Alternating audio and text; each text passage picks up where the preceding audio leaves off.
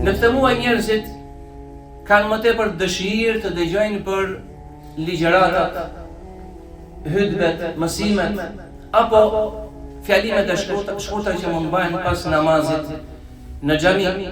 Po kështu në këtë muaj njerëzit shtojnë sadakat, shtojnë nxjerrjen e zakatit të tyre.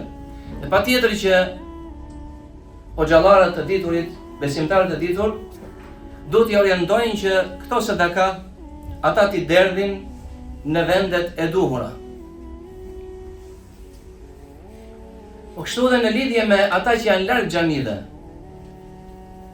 duhet t'ia bëjmë të ditur se Allahu i lartësuar, i cili është krijuesi ynë, është furnizuesi ynë, është rregulluesi i gjithçkaje, është ai i cili mban ekuilibrin në krijimin e tij, e pasi ka të gjitha këto cilësi, meriton adhurimin. Ai është më meritori për madhërimin, për adhurimin e tij. Edhe se mesazhi i fundit me të cilin erdhi Muhamedi sallallahu alaihi wasallam është i njëjtë në përmbajtje me mesazhin e profetëve të tjerë përpara tij.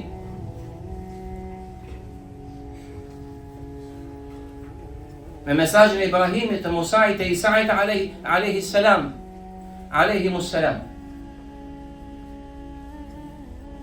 Mesazh i cili na tregon se Allahu, i cili është krijuesi, furnizuesi ynë i vetëm, meriton pikërisht madhërimin dhe njësimin.